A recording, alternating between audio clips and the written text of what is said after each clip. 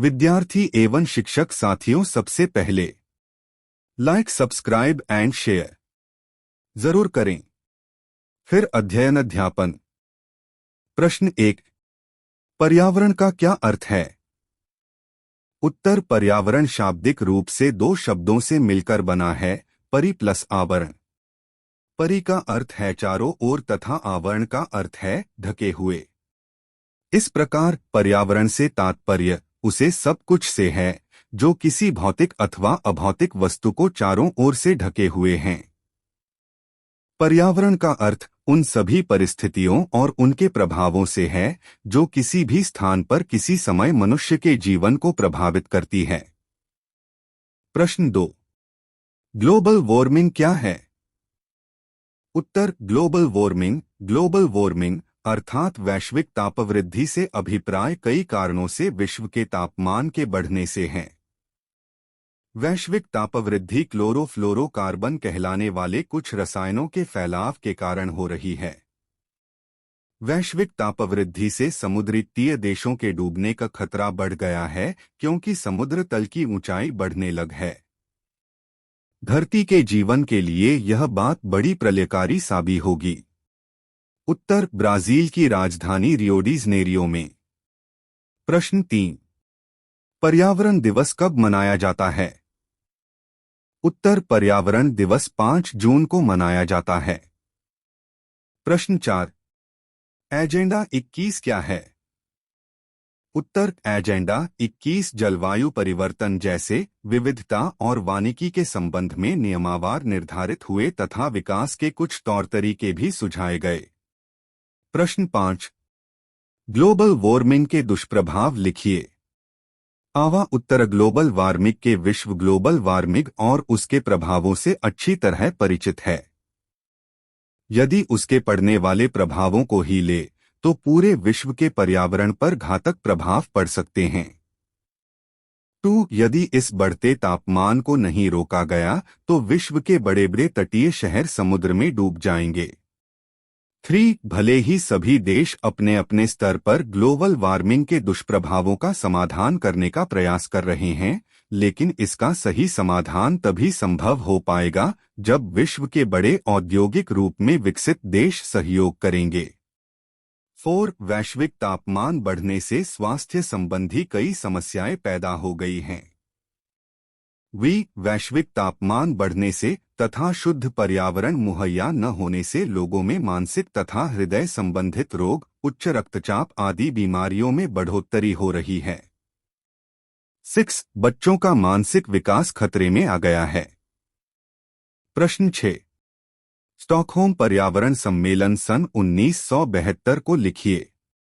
उत्तर, प्रथम अंतर्राष्ट्रीय पर्यावरण सम्मेलन 5 से 16 जून सन 1972 में स्वीडन की राजधानी स्टॉकहोम में आयोजित किया गया था।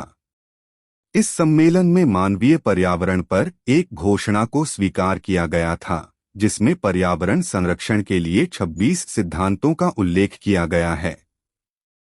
इन सिद्धांतों में प्रमुख हैं: मानवीय पर्यावरण पर घोषणा, 2, मानवीय पर्यावरण पर कार्ययोजन, 3, संस्थागत एवं वित्तीय व्यवस्था पर प्रस्ताव, 4, विश्व पर्यावरण दिवस पर प्रस्ताव, परमाणु शस्त्र परीक्षणों पर प्रस्ताव, 6, दूसरे पर्यावरण सम्मेलन किए जाने के प्रस्ताव तथा 7, राष्ट्रीय स्तर पर कार्य किए जाने के संबंध में सरकारों को सिफारिशें किए जाने का निर्णय। प्रश्न 7, विश्व की सभी संपदा की रक्षा के उपाय लिखिए। उत्तर, वैश्विक संपदा की रक्षा के उपाय निम्न हैं। विश्व की साझी संपदा का सीमित प्रयोग किया जाना चाहिए। 2, विश्व की साझी संपदा की सुरक्षा के लिए बनाए गए पर्यावरणीय न्यायाचार या प्रोटोकॉल को सभी देशों द्वारा माना जाना चाहिए। इस संबंध में सन 1959 की अंटार्कटिक संधि तथा सन 1987 की मॉन्ट्रियल संधि महत्वपूर्ण हैं, जिनके द्वारा ओजोन परत को हानि पहुंचाने वाले पदार्थों पर रोक लगाई गई है। 3, विश्व की साझी संपदा में शोध तथा ज्ञान को बढ़ाने की अनुमति दी जा सकती है, लेकिन इस संपदा के व्यावसायिक उपयोग अथवा हथियारों के भंडार आदि के लिए मनाही होनी चाहिए। 4. महासागरों तथा बाह्य समुद्र के पर्यावरण की रक्षा अत्यंत आवश्यक है। इस संबंध में सन 1982 में विश्व समुद्री संधि पर हस्ताक्षर किए गए थे तथा अन्य बातों के अतिरिक्त इन क्षेत्रों के प्रदूषण पर रोक लगाई गई थी। साझी संपदा के संरक्षण के लिए आवश्यक है कि विकसित देश इस संबंध में उचित तकनीकी का विकास करें तथा उसे आसान शर्तों पर अन्य देशों को उपलब्ध कराएं। प्रश्न 8। पोषणकारी अथवा अक्षय विकास का क्या अर्थ है?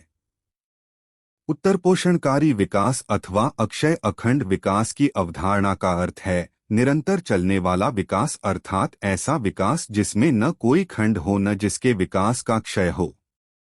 पर्यावरणवाद के समर्थकों ने दो मुख्य विचारधाराओं पर बल दिया है। मनुष्य और प्रकृति के टूटे हुए संबंधों को दोबारा जोड़ना। 2. मनुष्य के सामाजिक और राजनीतिक जीवन को नए परिवर्तित रूप में ढालना।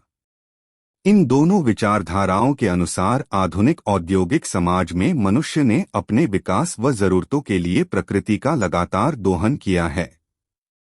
इस लगातार दोहन के फलस्वरूप मनुष्य का धीरे धीरे प्रकृति से संबंध टूटना शुरू हो गया है और पर्यावरण संबंधी अनेक समस्याएं जटिल रूप धारण कर रही हैं। इस विचारधारा के अनुसार मनुष्य और प्रकृति के इस टूटे हुए संबंध को पर्यावरण के प्रति शालीनता का रुख अपनाकर फिर से जोड़ना होगा और प्रकृति की इस धरोहर को अपने तक सीमित न रखकर आने वाली पीढ़ियों के उपभोग के लिए सुरक्षित रखना होगा। पर्यावरण वेत्ताओं ने अक्षय विकास की अवधारणा को इस प्रकार परिभाषित किया है: एक ऐसा विकास जो अब तक हुए विकास को तथा उस विरासत को भी सुरक्षित रखे जिस पर उसकी नींव रखी गई है। साधारण शब्दों में अक्षय विकास वह क्षय न होने वाला विकास है जिसका एक पीढ़ी के द्वारा उपभोग हो जाने पर दूसरी पीढ़ी के लिए विकास और संभोग की पूर्ण परिस्थितियां बनी रहें। प्रश्न 9। पर्यावरण प्रदूषण के प्रकार को लिखिए।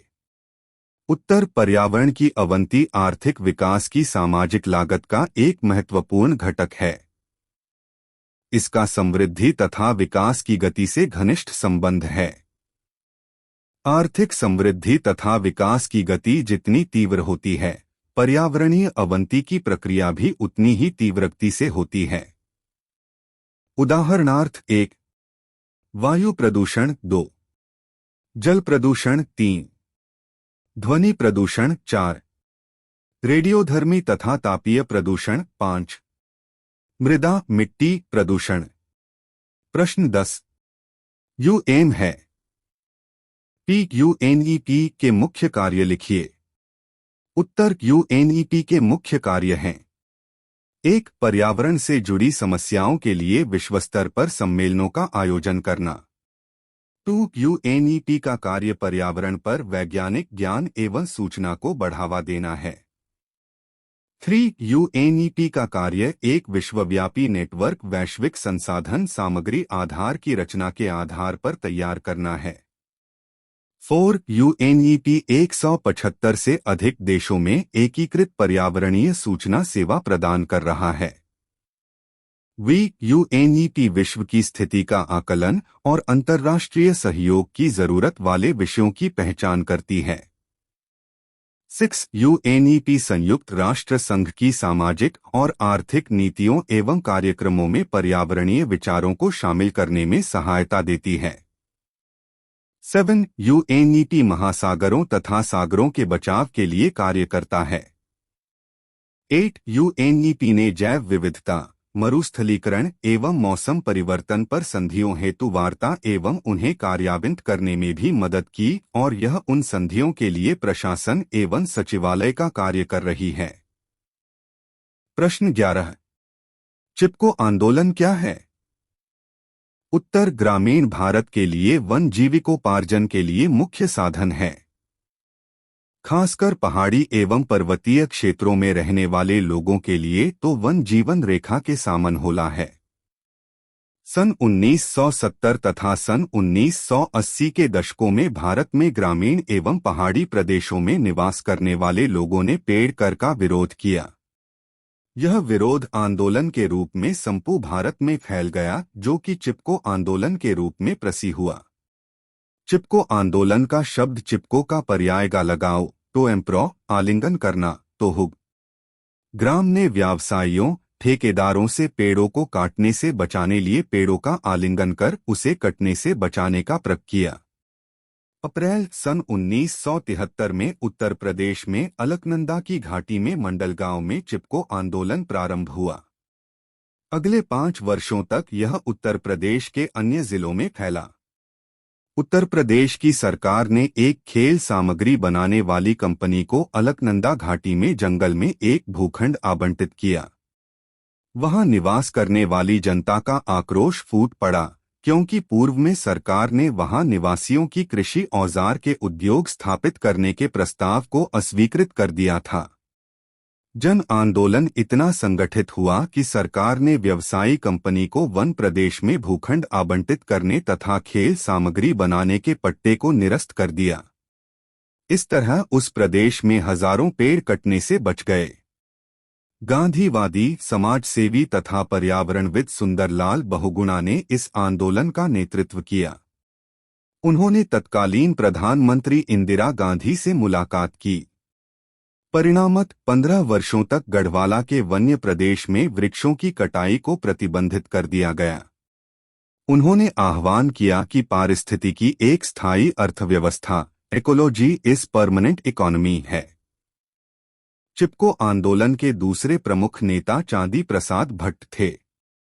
उन्होंने संरक्षण तथा लंबे समय तक वन संपत्ति के स्थानीय लाभ के दोहन conservation and sustainable use of forest wealth local benefit को प्रोत्साहित किया तथा स्थानीय उद्योगों की स्थापना की वकालत की, जो कि पर्यावरण के संरक्षण को ध्यान में रखकर वन संपत्ति का उपयोग स्थानीय लाभ के लिए करे।